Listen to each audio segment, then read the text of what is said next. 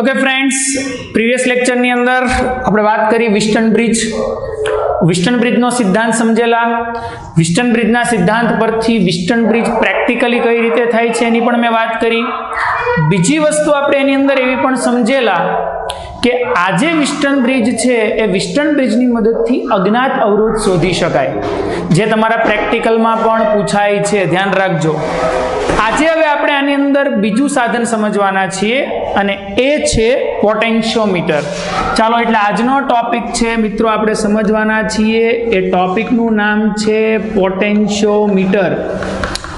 આ ટોપિક પણ તમારા પ્રેક્ટિકલના સિલેબસમાં પૂછાય છે। પોટેન્શિયોમીટર પણ પ્રેક્ટિકલના સિલેબસમાં પૂછાય છે। તો પહેલા હું સમજાવી દઉં પોટેન્શિયોમીટર એટલે શું અને એનો સિદ્ધાંત। ચાલો, પોટેન્શિયોમીટર એટલે શું સમજો। જે સાધનની મદદથી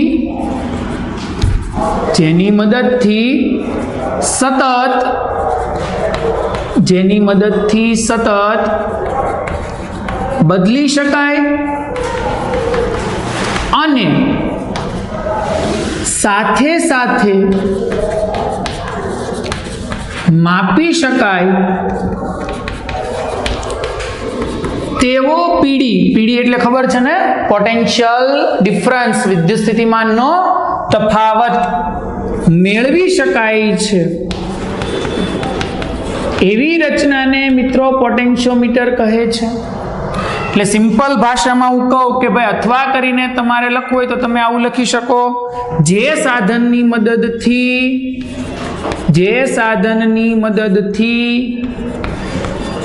વિદ્યુત સ્થિતિમાનનો તફાવત ઇન શોર્ટ પોટેન્શિયલ ડિફરન્સ માપી શકાય તે સાધનને પોટેન્શિયોમીટર કહે છે। તે સાધનને શું કહેવાય મિત્રો? પોટેન્શિયોમીટર કહે છે। કે તમને એટલું બેઝિક નોલેજ મળી ગયું કે પોટેન્શિયોમીટર, આમ શબ્દ જ જુઓ તમે, પોટેન્શિયલ વોલ્ટેજ વિદ્યુત સ્થિતિમાનનો તફાવત, આની મદદથી તમે પોટેન્શિયલ માપી શકો, છો। પણ કઈ રીતે? તો હવે આનો સિદ્ધાંત આપણે સમજીએ મિત્રો। આની અંદર એવું છે, જેમ વિસ્ટન બ્રિજ એના સિદ્ધાંત પરથી જે સાધન બન્યું એનું નામ શું હતું? Metre bridge. શું કામ? કારણ કે એની અંદર 100 સેન્ટીમીટર 1 મીટરની લંબાઈનો તાર હતો। પોટેન્શિયોમીટરની અંદર એવી જ રચના છે, પણ આમાં 400 સેન્ટીમીટર લંબાઈનો તાર હોય છે મિત્રો, જે આ રીતે ઝિગઝેગ મૂવમેન્ટમાં ગોઠવાયેલો હોય છે।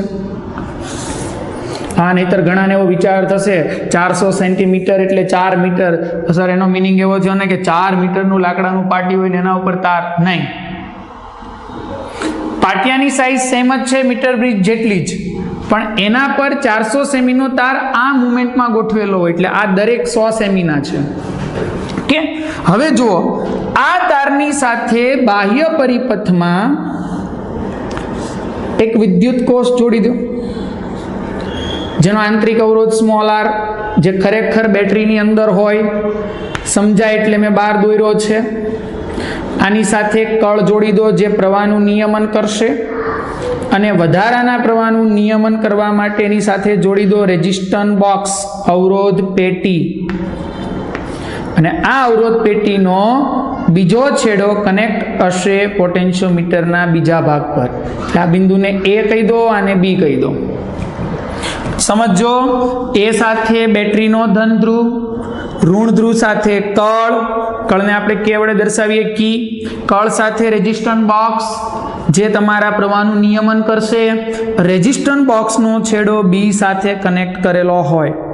એટલે પોટેન્શિયોમીટર ને મીટર બ્રિજ આમ સેમ જેવી જ રચના છે, ખાલી ફરક એટલો છે, મીટર બ્રિજમાં 100 સેમીનો તાર છે અને પોટેન્શિયોમીટરમાં 400 સેમીનો તાર છે। હવે હું તમને એક મુદ્દો આપું, સાંભળજો। 400 સેમી તારની આડછેદની ત્રિજ્યા અથવા આડછેદનું ક્ષેત્રફળ એક સમાન છે। એટલે એક સમાન આડછેદનું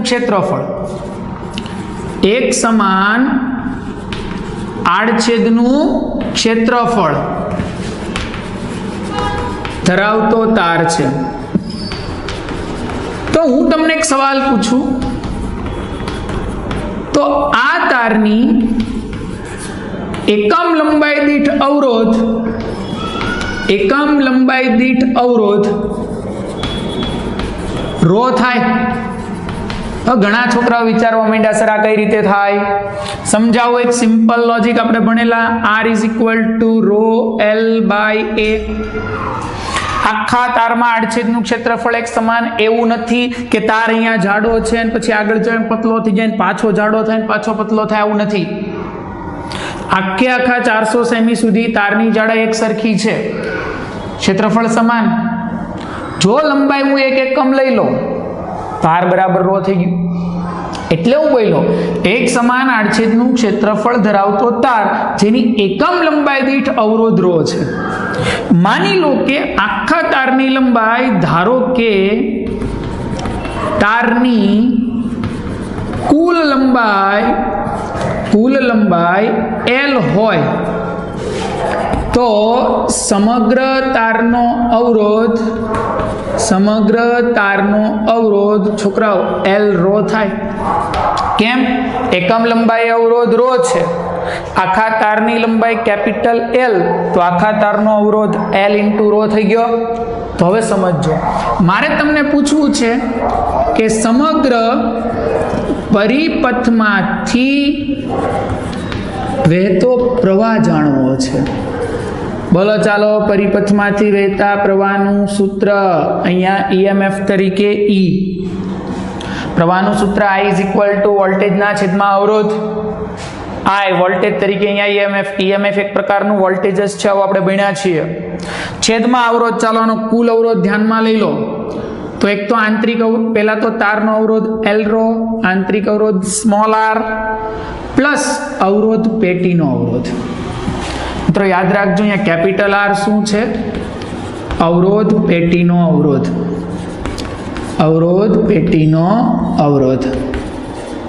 કે મને એટલી ખબર પડી કે આ પરિપથમાં વહેતો પ્રવાહ આટલો છે. I is equal to E upon L rho plus R plus R. હવે સમજો, મારે આનું EMF માપવું છે. હા, EMF એટલે પોટેન્શિયલ ડિફરન્સ, વિદ્યુત સ્થિતિમાનનો તફાવત મારે આનો માપવો છે.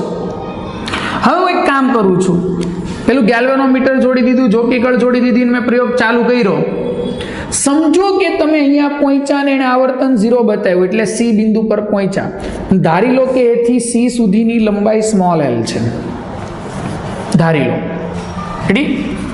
ધારો કે AC તારની લંબાઈ સ્મોલ l હોય, બોલો, તો તેનો અવરોધ એટલે એટલા ભાગનો અવરોધ રોયલ થાય. કેમ કે આખા તારનો એકમ લંબાઈ દીઠ અવરોધ રો છે, તો મેં સ્મોલ l લીધું A થી C, તો આટલા ભાગનો અવરોધ રોયલ થાય. આ ભાગનું વિદ્યુત સ્થિતિમાન કોને સમતુલ્ય છે? EMF ને. કારણ કે મેં EMF માપવા માટે જ આ પ્રયોગ કર્યો ને. પોટેન્શિયોમીટરનો ઉપયોગ જ છે EMF માપી શકાય. EMF માપવા માટે મેં પ્રયોગ કર્યો.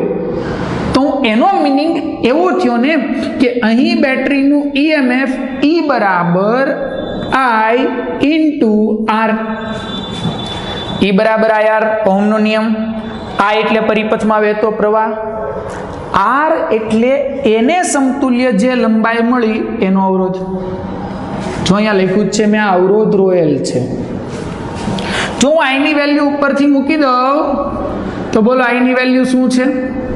સોરી, અહીંયા લખું છું VL. શું કામ VL લખું છું? કારણ કે મને એ બે બિંદુ વચ્ચેના વિદ્યુત સ્થિતિમાનનો તફાવત મળે છે જે આને સમતુલ્ય છે. બે બિંદુ વચ્ચેના વિદ્યુત સ્થિતિમાનનો તફાવત મળે જે આને સમતુલ્ય છે.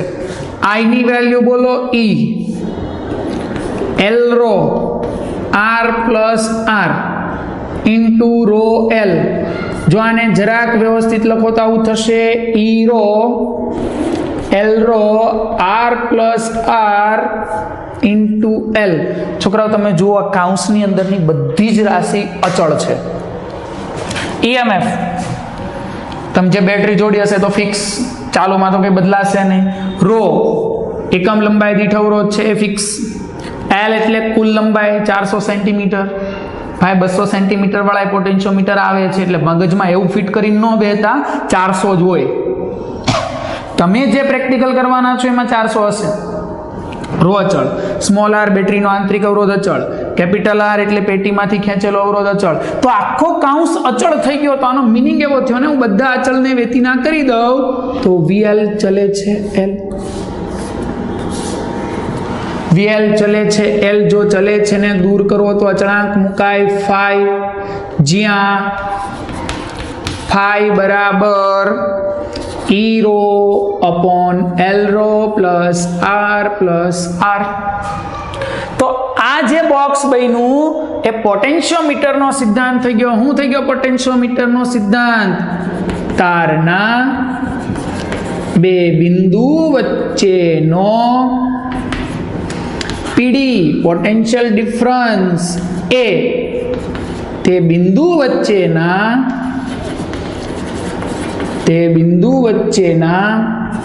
તારની લંબાઈના સમપ્રમાણમાં હોય છે. એટલે ઉપર જે બોક્સ બનાવ્યું એને મેં શબ્દમાં લખ્યું. પોટેન્શિયોમીટરના તાર પરના કોઈ પણ બે બિંદુ વચ્ચેનો પોટેન્શિયલ ડિફરન્સ, વિદ્યુત સ્થિતિમાનનો તફાવત એ તે બે બિંદુ વચ્ચેના તારની લંબાઈ, અહીંયા સ્મોલ એલ હતી તો લંબાઈના સમપ્રમાણમાં હોય છે. એટલે પોટેન્શિયલ ડિફરન્સ તારની લંબાઈના સમપ્રમાણમાં હોય એટલે જેટલી તારની લંબાઈ વધારે એટલો પોટેન્શિયલ ડિફરન્સ વધારે, તારની લંબાઈ જેટલી ઓછી એટલો પોટેન્શિયલ ડિફરન્સ ઓછો.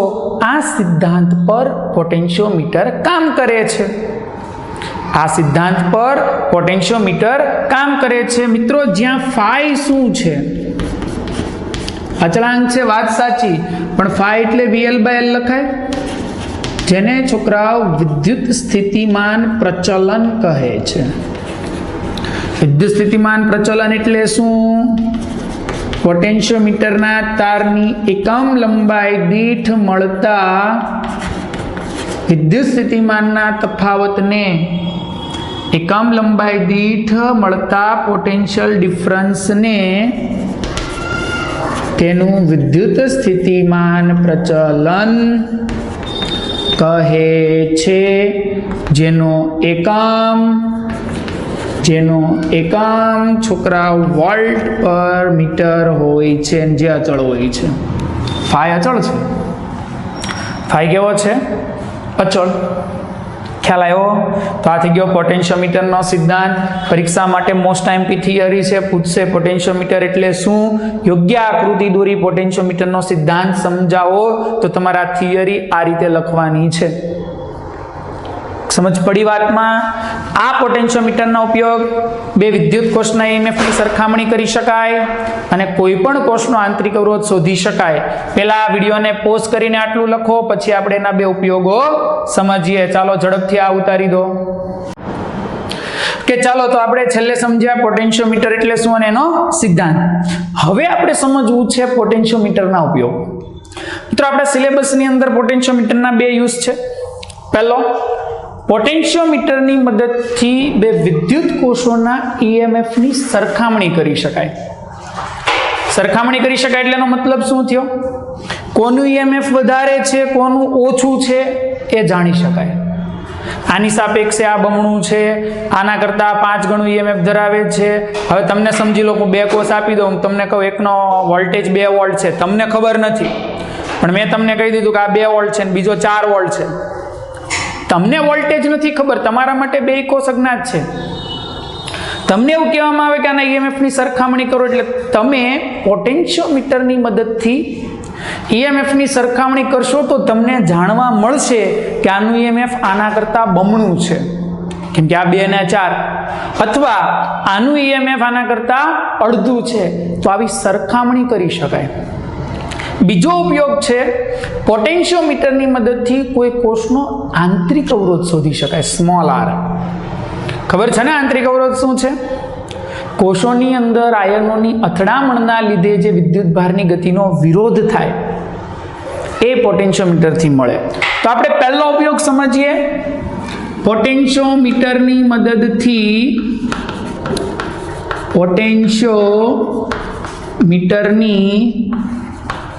મદદથી બે વિદ્યુત કોષોના EMFની સરખામણી. ચાલો, આખી થિયરી પ્રેક્ટિકલ છે. સમજો, આ થિયરી પ્રેક્ટિકલી પરફોર્મ કરવાની આવે છે, હે ને? તો આપણે પ્રેક્ટિકલની દ્રષ્ટિએ જોતા જશું અને થિયરીની દ્રષ્ટિએ જોતા જશું. સમજો, ચાલો, માની લો કે આપણને બે વિદ્યુત કોષો આપ્યા છે. બે વિદ્યુત કોષો કે જેના EMF અનુક્રમે E1 અને E2 હોય તેવા બે વિદ્યુત કોષોના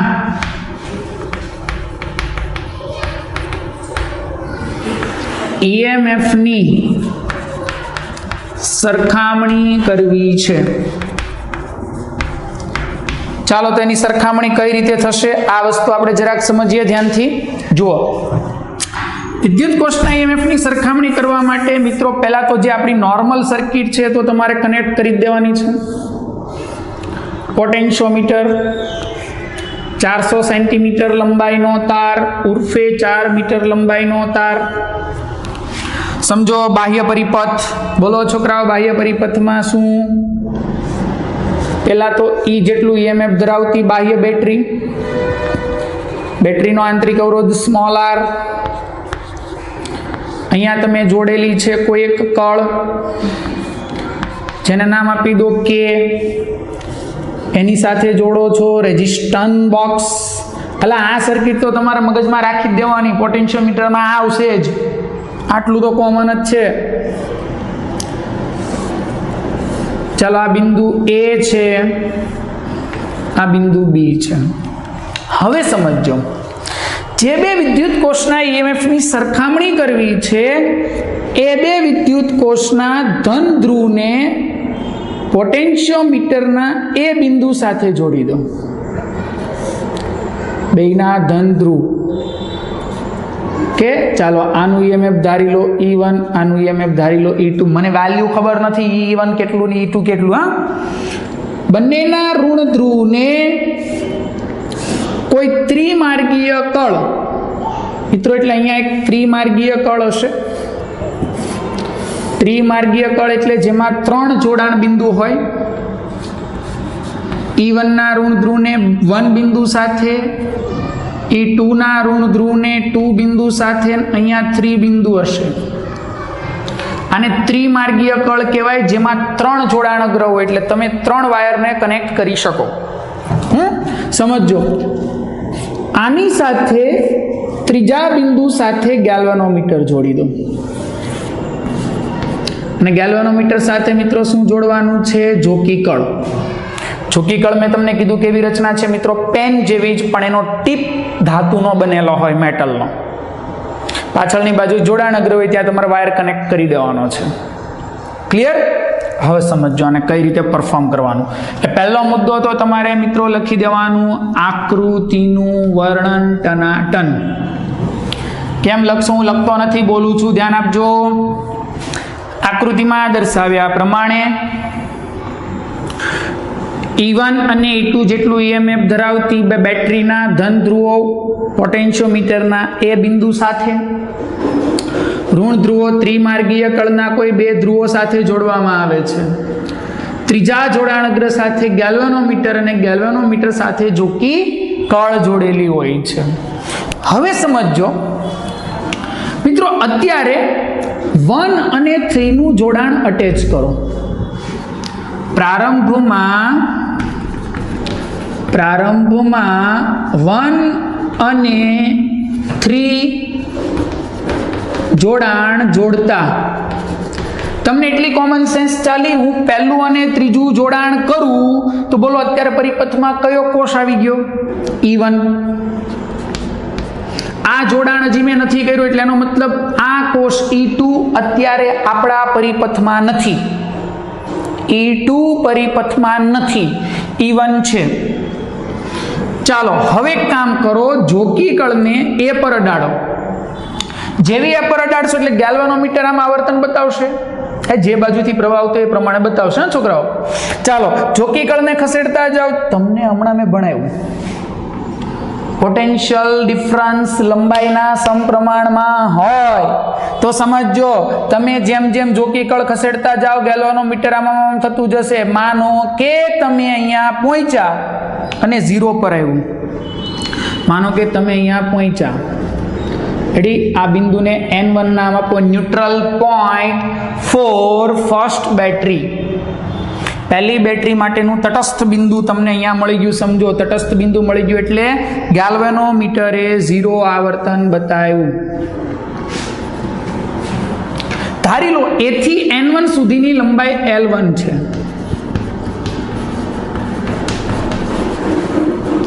તો તેનો અવરોધ યસ ρL1 થાય અને A1 વચ્ચેનો પીડી પોટેન્શિયલ ડિફરન્સ φL1 થાય. કેમ? હમણાં જ મેં હું સમજાવ્યું બે બિંદુ વચ્ચેનો વિદ્યુત સ્થિતિમાનનો તફાવત VL બરાબર φ × L. તો અહીંયા આ લંબાઈને મેં L1 કીધી છે, તો આનો પોટેન્શિયલ ડિફરન્સ શું થઈ ગયો? φL1. હવે એક કામ કરો ને, મજા આવશે. E1 1 3 G N1A બંધ પરિપથ. જોજો એક લૂપ બનાવું છું, loop A E1 1 3 G N1A થઈ ગઈ આખી એક લૂપ. લૂપ થઈ ગઈ. માર્ગે કિર્ચોફનો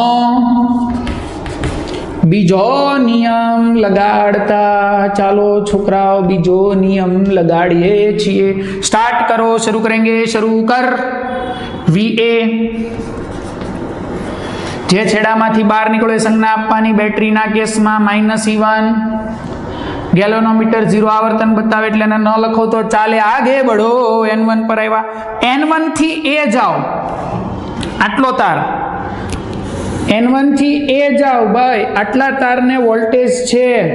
અરે આયરા ડુબા. N1 થી A આટલો તાર જેની લંબાઈ L1 હતી એને વોલ્ટેજ છે φL1. પણ મુસાફરીની દિશામાં જુઓ, જો મુસાફરીની દિશામાં તો એ શું લખાશે બોલો? અરે આમ જો A -E1 1 3 તમે આમ ચાલો છો ને, પોટેન્શિયલ ડિફરન્સ તમને અહીંથી આમ મળ્યો, લંબાઈ આમ માપી છે.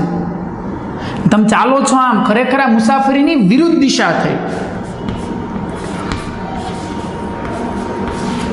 ફરી પાછા એ પર આવી ગયા એટલે VA. એટલે જો શું થઈ ગયું? VA -E1 આ તો 0 બતાવે એટલે આને કોઈ વોલ્ટેજ નથી. આ A થી N1 ના વોલ્ટેજ, A થી N1 ના વોલ્ટેજ φL1 હતા, પણ તું ક્યાં ચાલે છે? N1 થી A થી N1 ના વોલ્ટેજ φL1 હતા, તું ક્યાં ચાલે છે? N1 થી. એટલે શું થઈ ગયું? પ્લસ, વિરુદ્ધ દિશા φL1. ઓ છોકરાઓ, VA ગયા. E1 ને પેલી બાજુ લઈ લો એટલે પ્લસ. આટલું સમજ પડી. પહેલા પરિપથ આકૃતિ દોરી, આકૃતિનું વર્ણન. પહેલા 1 3 જોડો એટલે E1 કોષ પરિપથમાં આવી ગયો. એના માટે તટસ્થ બિંદુ શોધી લીધું, કિર્ચોફનો નિયમ લગાડ્યો એટલે આ પરિપથ થઈ ગયો. હવે એક કામ કરો, 1 3 જોડાણ કાપી નાખો. એટલે હવે 2 3 જોડાણ કરો. લખું છું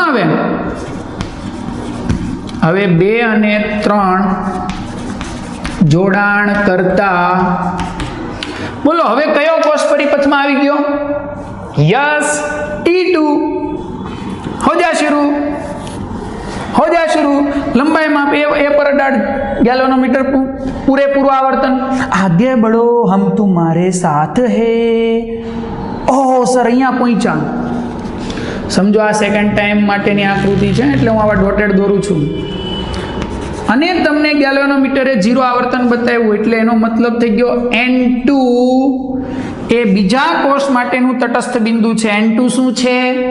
બીજા કોષ માટેનું તટસ્થ બિંદુ છે. છોકરાઓ માની લો N2 બરાબર L2 હોય તો તેનો અવરોધ ફરમાવો ρ L2 થાય અને N2 વચ્ચેનો પીડી બોલો સિદ્ધાંત મુજબ પોટેન્શિયોમીટરના સિદ્ધાંત મુજબ L2 થાય. એમાંય આપણે કરીએ કિર્ચોફનો નિયમ. ઓકે બોલજો પોયરાઓ, એથી સ્ટાર્ટ કરો. A E2 2 3 G N2A. જો તો જરાક આકૃતિમાં રસ્તો ગોતો. કિર્ચોફનો બીજો નિયમ લગાડતા A E2 2 3 G N2A. થોડી વાર માટે N1 ને ભૂલી જાજો, હવે એ નથી પરિપથમાં. એમાં શરૂ કરો. ચાલો VA માઇનસ E2, ગેલ્વેનોમીટર 0 થઈ ગયું, છોડી દે. N2 થી જા, A થી N2 L2 હતું, N2 થી A વિરુદ્ધ દિશા. VA ने VA को मार डाला. माइनस E2 पहली बाजू गया, प्लस થઈ ગયા.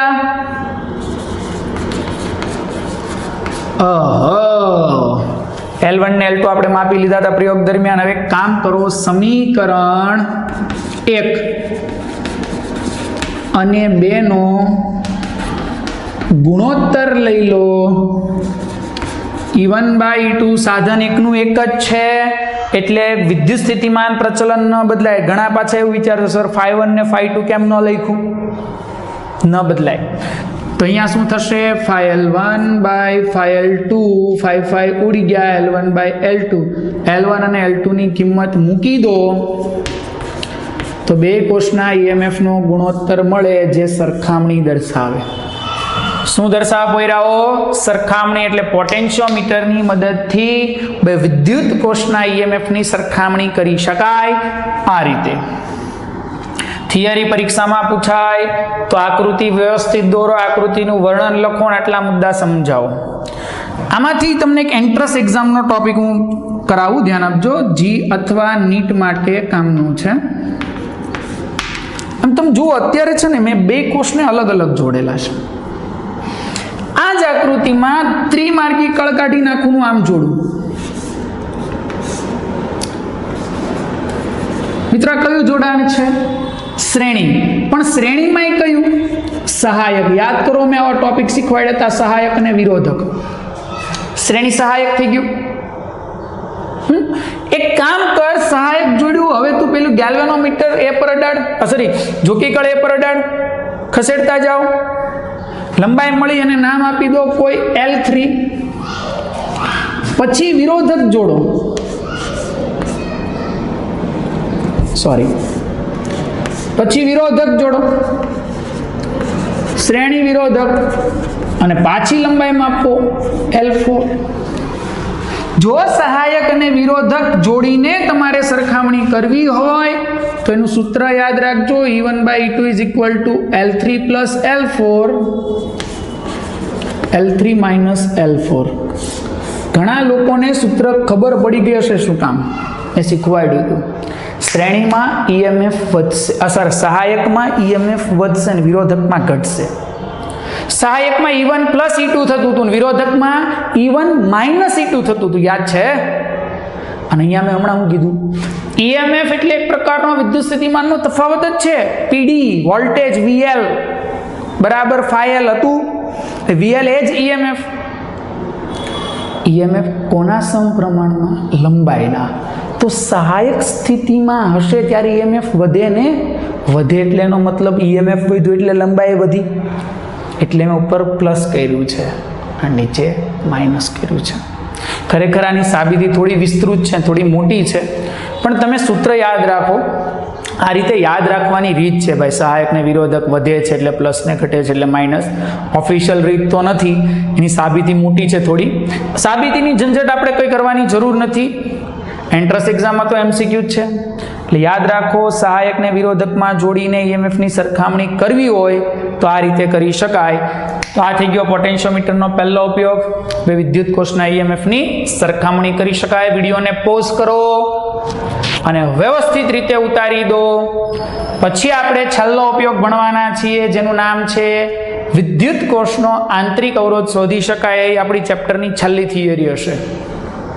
ઓકે, ચાલો આને લખી દો પહેલા ઝડપથી આને લખી દો. વિડીયોને પોઝ કરીને પછી આપણે છેલ્લી થિયરી સમજશું.